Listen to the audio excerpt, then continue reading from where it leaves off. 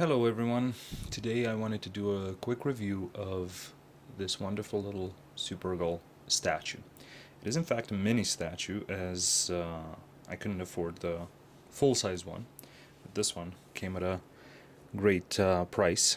Limited edition, based on the work by the great Michael Turner and sculpted by Tim Bruckner. Before I wanted to buy it, I looked for some reviews on YouTube, and other than Stu Murray 47, nobody else had reviewed this, and he reviewed the full-size statue. So once I got the mini, I decided to do a little review.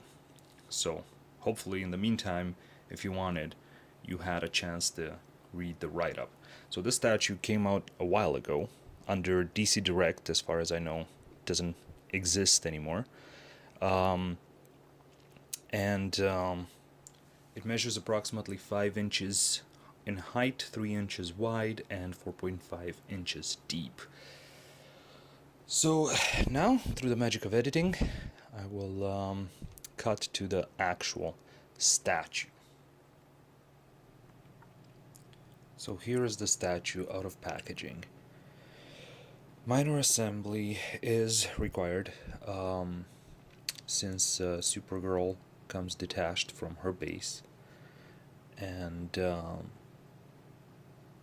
she pegs in with those 3 or 4 crystals. Now her base is pretty impressive on its own, and I'm not sure if you can see here or if the camera can pick this up, but most of the base is actually translucent, so you can see through it, and it's got this sort of actual crystal quality.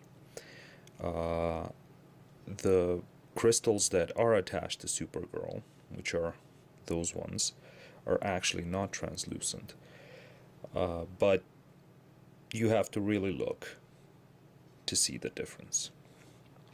As you can see, Supergirl is actually not touching the base at all, and is floating, which is quite cool. In terms of paintwork, it's pretty great throughout. Minor nitpicks here and there, and yeah, I mean, if you're a Michael Turner fan and you like his art, you will pretty much love this statue. Now, I'm going to try and zoom in on the face and show you the facial likeness. And it's pretty great, as you can see. It's a beautiful looking little piece. One minor gripe I do have with the paint comes right around the eyes, and I don't know if you can see, but it looks like her eyelashes are sculpted, but not all of them were painted, so you can see sort of flesh colored eyelashes around her eyes, but that's quite minor. Also, I noticed an actual hair right there coming off from her hair. That seems to be a brush hair from when the hair was painted. I first tried to take it off, but then I realized that it's bound to come off with some paint, so I'm just leaving it. I'm just going to pretend that the statue is detailed and comes with actual hairs. Also love the gradient colors that they put in throughout her hair. So like I said, if you're familiar with the Michael Turner style, this statue is going to be a nice 3D rendition of that. I have seen some comments online where people were saying that she looks emaciated. But it's literally just the art style. Michael Turner was going for this stylized, elongated style instead of the realistic, super curvy style that other artists are going for in comics. So yeah, I personally love the style. Was a big fan of Michael Turner, and I'm glad I actually picked up the statue. I mean, the statue came out, as far as I could figure, sometime in 2011, um, based on the original full-scale statue that came out in 2005.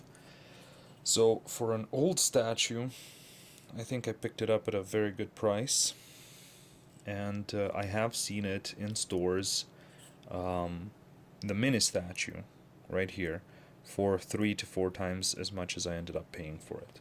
So I'm glad I could find it. In terms of height, Supergirl stands about 7 inches tall if you measure from the tips of her toes to the top of her head, and about 6.5 inches tall if you measure from her heels. Off the table to the top of her head, she's about 8.5 inches tall, which is a great size, I think. I mean, she's exactly the size of any 6 or 7 inch scale action figures.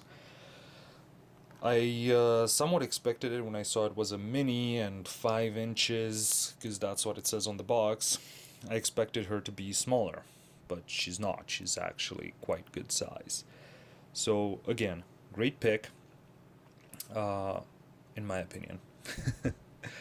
And great little statue. Another thing that I heard people having issues with was Supergirl wobbling in her base, because the peg that pegs into the base is a bit loose. But this problem apparently was happening for the full-size statues. This one doesn't seem to do that. She's quite fixed into her base, and I have tried to pick her up by holding Supergirl, and the base stays, but I think the best way to pick her up is actually by the base, since that is the heaviest part. The base, as you can see, has these 4 felt feeling feet, and this particular one is number 1440 out of 300. So this has been my review of the Michael Turner designed Supergirl mini statue. Thank you all for watching, and I hope you guys enjoyed it.